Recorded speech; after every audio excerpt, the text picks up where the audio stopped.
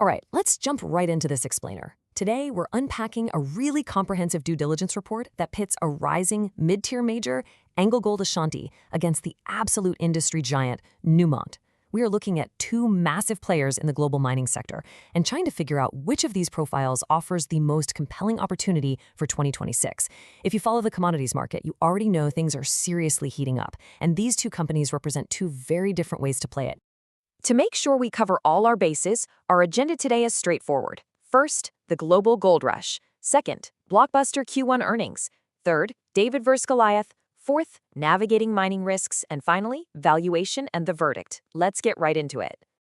Section 1, the global gold rush, setting the macro stage.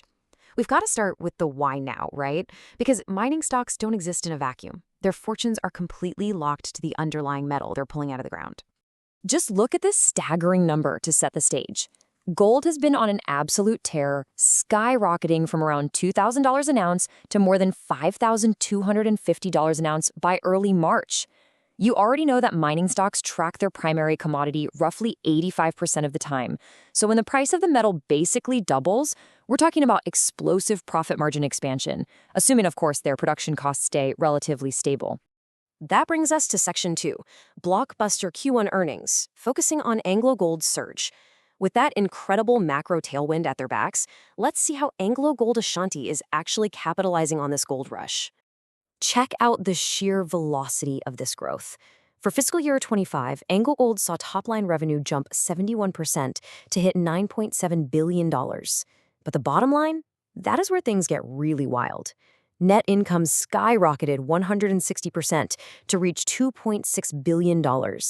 This is a textbook example of what happens when a company with fixed operational costs suddenly gets to sell its product for way more money. The profits don't just grow, they literally multiply. And they didn't just stop there. That momentum plowed right into the first quarter of 2026. Look at this. Profit basically tripled, jumping from $542 million to over $1.4 billion in Q1.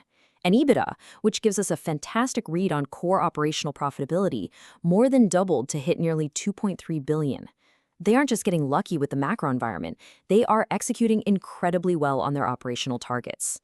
But honestly, here's the metric that really turns heads. A record free cash flow of $1.169 billion in Q1. That is up massively from just $403 million the year before. And we all know free cash flow is the absolute lifeblood of a business. Generating nearly $1.2 billion in cash in a single quarter gives a company unbelievable flexibility to pay down debt, reward shareholders, or reinvest in the business. So what are they doing with all that cash? Well, take a look at their sustaining capex of $305 million for the quarter. They aren't just hoarding it, they are pouring it directly back into their underground operations. It's part of their full asset potential program, essentially spending money today to ensure these mines stay highly productive and resilient for years to come. All right, Section 3, David versus Goliath, growth versus scale. We know AngloGold is clearly crushing it internally, but how do they actually measure up against the undisputed heavyweight champion of the industry, Newmont? This matchup brilliantly illustrates the classic growth versus scale dilemma that investors always wrestle with. On one hand, you've got AngloGold, the nimble mid-tier player, throwing down that explosive 71% revenue jump. On the other hand, you have Newmont, the massive, unparalleled market leader, pulling in $22.7 billion in FY25 revenue.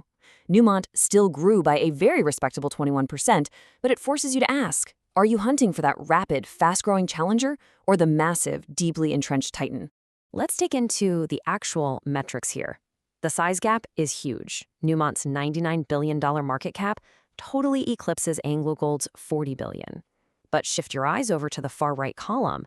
AngloGold is currently shelling out a hefty 5.77% dividend yield compared to Newmont's 1.09%. Because AngloGold is printing so much free cash flow relative to its size, they're passing a significant chunk of that directly back to their investors. Moving on to Section 4, navigating mining risks. The reality of the industry. Because look, no due diligence is complete without a reality check on the risks, right? We have to understand the structural realities of the sector. Let's break down these realities. AngloGold actually doesn't hedge its production, meaning they sell at the spot price.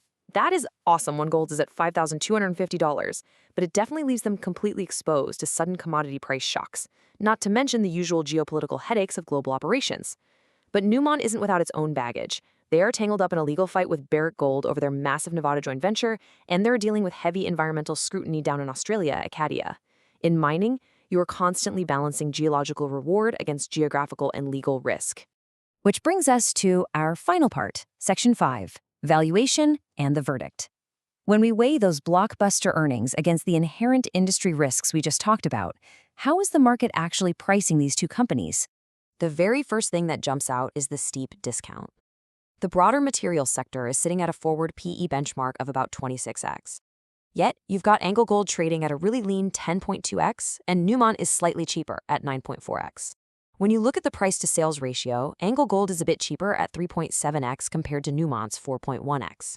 The big takeaway here? The broader market just hasn't fully priced in this insane earnings growth we're seeing for either of these companies. AngloGold actually calls this out explicitly in their SEC filings. They place themselves right here in what they call the target zone. They are aggressively making the case that they offer this rare, highly desirable combo: high return on capital, massive free cash flow, and that near 6% dividend yield, all while trading at a highly attractive discount compared to the broader market. So as we map out all this data for 2026, the critical question you have to ask for your own portfolio is this: does AngloGold's explosive mid-tier growth and hefty dividend yield actually outweigh the undeniable stability, global scale, and massive footprint of Newmont?